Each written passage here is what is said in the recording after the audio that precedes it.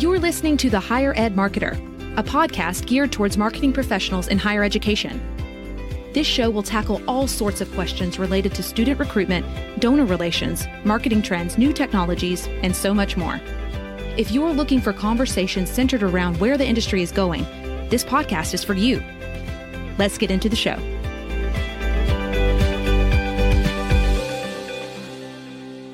Welcome to the Higher Ed Marketer podcast, where we explore ideas and insights by higher ed marketers for higher ed marketers. My name is Troy Singer, and I'm here as always with my co-host, Bart Caylor. And Bart, I think we're going to be treated today because our guest is a neighbor of yours from your state, and you are familiar with the institution. We're going to be talking with Peter Ashley. He's the Vice President for Enrollment and Marketing at Hanover College. Hanover's one of the small privates here in Indiana with a great reputation. They're in southern Indiana, and they've got a beautiful, beautiful campus. And it's just going to be a great conversation with Peter just about some things that they're doing at Hanover and how they're approaching different elements. And he kind of gives us a little bit of insight into some of the marketing that they're doing and some new things that they're doing that they're really seeing some valuable results in. Yes, he has some great content. So let's bring Peter in. We're honored to have Peter Ashley, Vice President for Enrollment and Marketing at Hanover College, which is in southern Indiana, to the podcast. Welcome, Peter. Thanks for having me. Peter, if you would, please give everyone a glimpse of Hanover and your role there. Sure. So Hanover College is Indiana's oldest college, and it is 194 years old. And it is located, as you say, in southern Indiana, right across the border from Kentucky and along the Ohio River. It's 650 acres filled with trails and trees and a lot of natural beauty. We have about 1,000 students, so there's a lot of room to spread out. It's got a great reputation, a strong regional reputation, and it's just a wonderful liberal arts college. But the natural beauty of the campus is what people often talk about when they come visit, is how roomy and how beautiful it is. And again, the fact that it's been here for so long, it's a powerful institution for that reason. That's great. Thanks for sharing that, Peter. And sure. I know we kind of did a pre-interview and talked a little bit about some things that's going on at Hanover. And I think on everybody's mind is kind of we're coming out of the pandemic. I know that not only during the pandemic, I mean, 2020 was such a high watermark year with the pandemic, with some of the social unrest that we had with different areas of our society. And I know Hanover's kind of had a unique perspective on your COVID-19 response and maybe even some of the social injustice response and some of those initiatives. Could you tell us a little bit about that? Absolutely. So they did happen a bit at the same time, which was a challenge. But obviously the pandemic took hold of everybody and dominated everyone's decision making. So one of the first things that we did was to convene a group of stakeholders across campus and really ask the question, okay, what needs to happen to make sure our students are safe and that our campus preserves as much of a college feel as possible. So obviously that first round, pretty much every campus went home. We did the same thing, which was challenging as a residential campus to pivot quickly to online learning, which we did. But we put in over the summer all kinds of safety protocols, processes, spacing out the classrooms, requiring all the things that our public health experts expect. We also worked with a medical expert from Johns Hopkins University on our strategy and our contact tracing process to make sure that we were using the absolute best process that we could to do that. And we had a very successful fall term. We were able to stay in person all the way to the very end. I think a week before Thanksgiving, we went optional remote to let students leave if they felt like they wanted to leave, because there was a bit of an uptick, as you know, in the cases. But our response was lots of communication to students and staff and faculty about our protocols. We had a weekly, and still have a weekly email that goes out with any kind of updates on our case numbers, reminders to follow the guidelines. And we've been very aggressive in holding students and staff accountable for following those guidelines. And I think this semester we're still at face-to-face. Our case count is very low. And what we learned is that students really appreciate a face-to-face experience. There's questions of, why higher ed, why a liberal arts college, why do people want to go to, when you can do everything online. But what we learned is that people really miss being in person. And our enrollment numbers actually are up so far for next fall. And I think part of that is because we did stay face-to-face, and people really liked that ability to do that. So that response was dominating much of the summer. But then, of course, as you mentioned, the various police shootings and other killings and other social injustice occurrences over the summer brought that very close to home for our campus. We have a very passionate campus that's committed to social justice, although we have a history that is not always perfect in that area. So we try to look very candidly at what we do well and where we still need to grow.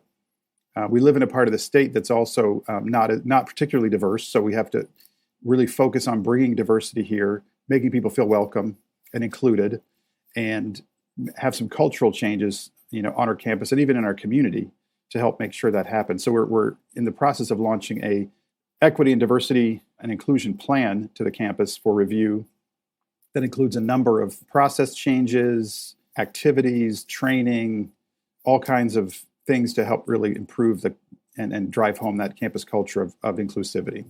That's great. I'm so grateful to hear things like that, because I think that those, certainly the COVID-19, it's great to hear how you guys did that. And I think I'm seeing in a lot of campuses that the success of those who prepared and did it well, they're reaping the benefits of the trust that they have earned from the parents and the students to be able to come back on campus and want that experience. And I think that's great. And I do think that idea of just really helping with the social injustice. What are some of the things that your students in your campus is doing specifically about that? Are you doing, sessions and seminars or inviting guests on campus to talk? How does that work? A good question. We've done a little bit of all of that. We had a number of events, just for example, around MLK Day, which is a recent holiday celebration for our campus. And we had a number of sessions that invited guest speakers. We had something called, I believe it's called the MLK Roundtable, where we had with music and video and guest lecturers kind of walk everyone through what MLK's life was about and what he was focused on and what we can learn from that today. We are very open to, we have some very vocal students who want things to change, and we have some that that love it, and it's just a matter of letting all the voices be heard. We've had a number of student-led sessions where they would have either a protest, which was really very peaceful, but just a chance to really vocalize their perspective on what's happening in the world, their perspective on what Hanover can do better, and we want to hear that feedback. And I think part of what helps, certainly from my perspective, is rather than just running around throwing the terms around, right, of equity and injustice and it's just allowing people to have their say and really embrace those different opinions, do it in a way that's humble and accepting any kind of responsibility, but also looking forward to how we solve some of these problems, not just get mired in frustration, but actually look forward.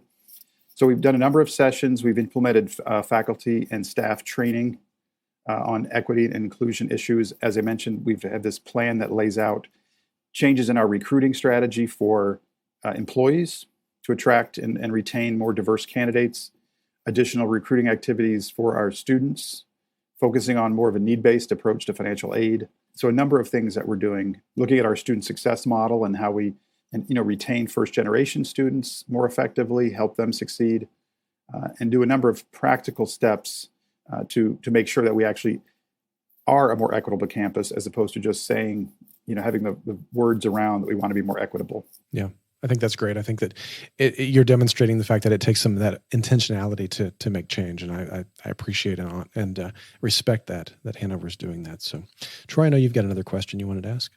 Yes, I wanted to switch topics a little bit and talk about Dr. Lake Lambert. And for those of us who are in the area, we know that he's the president at Hanover. And I think he's a little different than a lot of presidents of colleges and universities, especially of your size, because he is out there, he's outspoken, he's charismatic, and just would like to know, is that him in real life? And give us a peek of how he is on campus.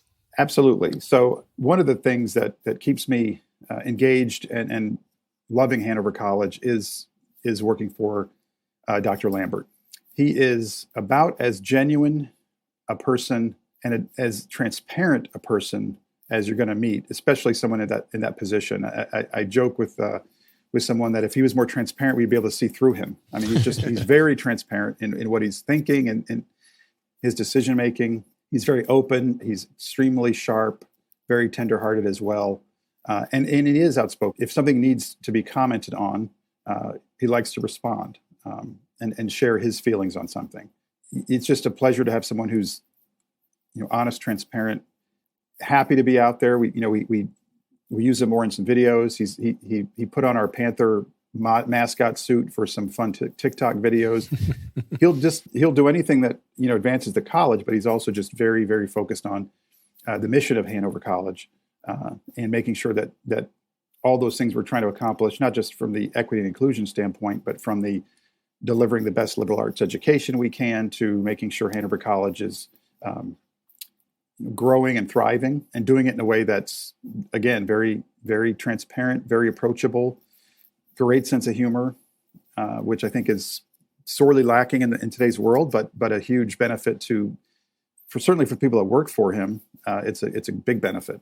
That's great. And I like the fact that you kind of indicated, kind of tying the first question with the second one, is that it seems like Dr. Lambert is engaged in these social injustice initiatives, the talking about that and I like the fact that it seems like speaking up when others might be silent and needing to speak out, and so that sounds like it'd be great to work with him. Yes, it certainly is.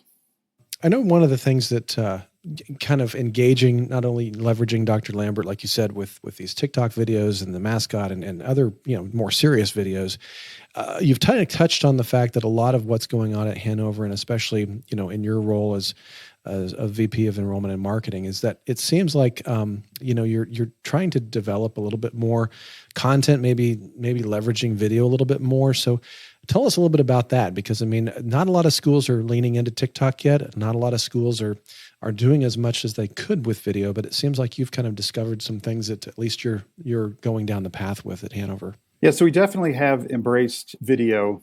And by the way, I shouldn't say we've leaned into TikTok too much. We had a couple of fun videos, so I don't want to overplay the TikTok focus, but we do tend to focus on more either messages from our president on various issues, but we've also done a very large number of marketing-oriented videos that really describe life at Hanover. So we can talk about that a little bit. But we know that the student that we're trying to recruit, and my role was just overseeing marketing, and recently enrollment has been added to that. So now the synergies I see between those two departments is tremendous, because almost everything we should be doing as a marketing organization in a higher ed is to attract more students. So that connection is very clear to me. But we realize that, of course, the generation now is, shorter attention span. Everything, has to be very clear and lively, and video is a very good way to communicate with that audience. And so we needed more video resources. So we had a chance to hire a new videographer, and I was able to hire 2 videographers because we had 2 such great final candidates that I made the case that, hey, we will put these guys to work quickly. And we did, and we hired both. And one is a young woman who graduated from DePaul University. One is a gentleman who recently graduated from Hanover. And so having those 2 perspectives, both very talented videographers and photographers, and within a few months, they'd created more than 100 plus videos on campus life, generating like 100,000 views very quickly. Everything from campus dining to Greek life to a series we've created called Beyond the Classroom, where we take either a music program or even a kinesiology program and take it outside the classroom and show what goes on in that program that doesn't just happen in the actual room. For one program, there was a whole focus on using the natural setting of Hanover to go on hikes and to count waterfalls and to identify bugs and different things like that, to all the ways that we provide a life for students beyond the classroom. So having those videos have really helped let prospective students know, as it is challenging sometimes to come to campus right now, what it's like at Hanover. We've also done a number of educational style videos. So one of the videos we've done is helping people understand their financial aid award letter, which seems very mundane, but we get a lot of questions about it. So it's trying to help them understand that. So it's been a huge boon for us to be able to create that content, tell our story more effectively and to engage, a number of campus stakeholders in that process.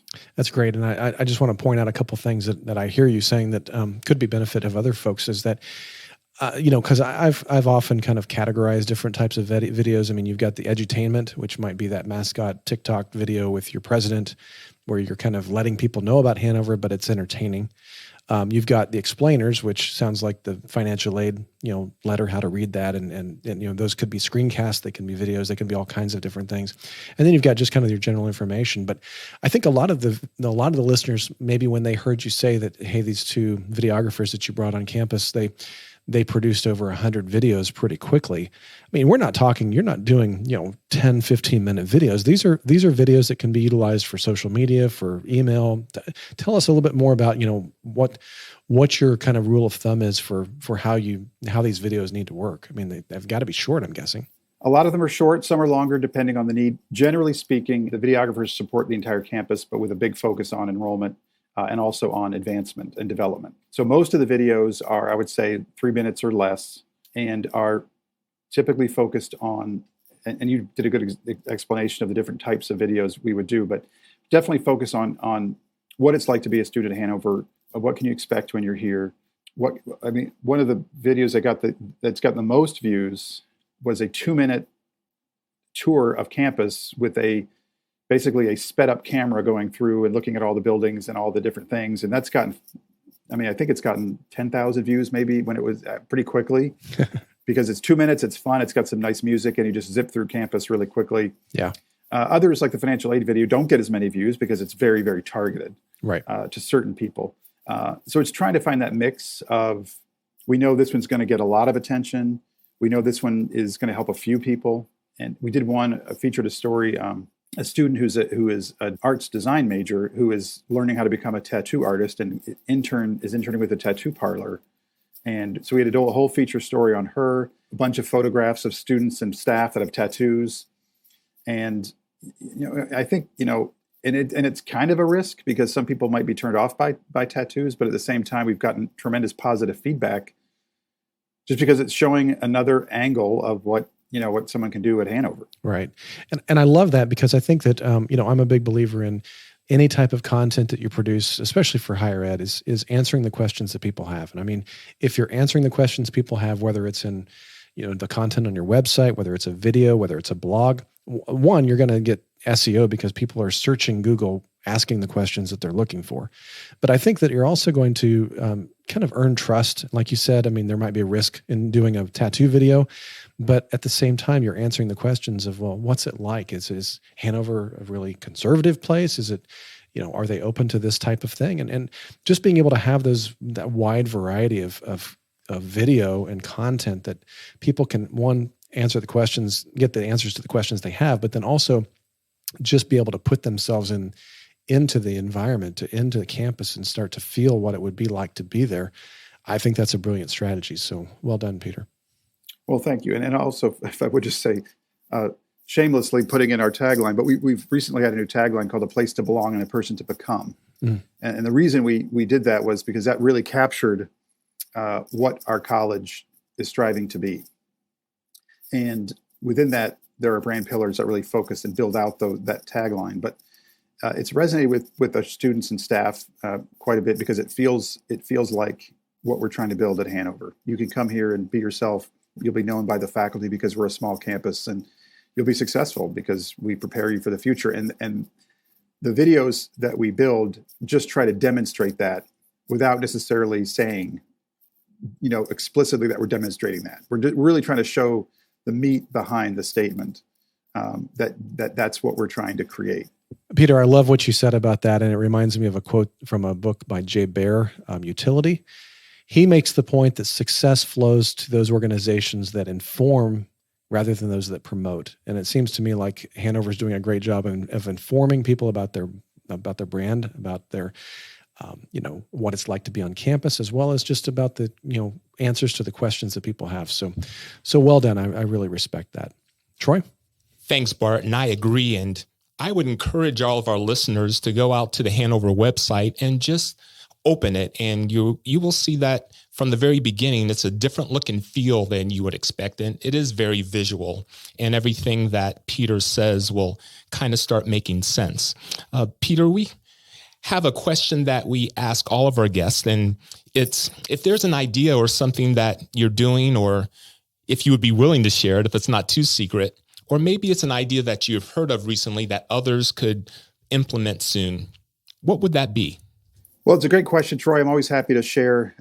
And I don't know if there's any secret sauce in a sense, because every college has their own secret sauce. But I would say, don't be afraid to have a little fun with some of your messaging or marketing or a video. You know, I think higher ed can be sometimes very uptight. And I think just try something different that's fun with a video or with a message, and just try something, especially social media. You know, you try something and it'll either go great or people will ignore it as long as it's not, offensive, but just try to go for something a little funny or clever. I think that's a good way to start venturing into this a little bit more. And then I would also say any chance you can personalize things. We've been trying to do more personalizing of messaging is also something you can start implementing immediately in terms of your communication and your messaging. Hear, and thank you on both of those. Both Bart and I are big proponents of personalization. And again, I would encourage our listeners to visit Hanover and their sites to get a good glimpse of what you mean when you recommend having a little fun with it. So thank you. And Peter, one last question. If someone would like to connect with you, what would be the best way for them to reach you? Sure. They can reach me via email, and it's just ashley@hanover.edu. So ashley@hanover.edu, and I'd be happy to hear from anyone and connect with anyone or answer any questions. Perfect. Thank you for being so generous with your time and your wisdom today, Peter. We really appreciate it. Oh, I appreciate it very much. Thank you so much, Troy and Bart. You're welcome. The Higher Ed Marketer podcast is sponsored by Caylor Solutions, an education marketing and branding agency, and by Think Patented, a marketing execution, printing, and mailing provider of higher ed solutions. On behalf of my co-host Bart Caylor, I'm Troy Singer. Thank you for joining us. You've been listening to The Higher Ed Marketer. To ensure that you never miss an episode, subscribe to the show in your favorite podcast player. If you're listening with Apple Podcasts, we'd love for you to leave a quick rating of the show. Simply tap the number of stars you think the podcast deserves. Until next time.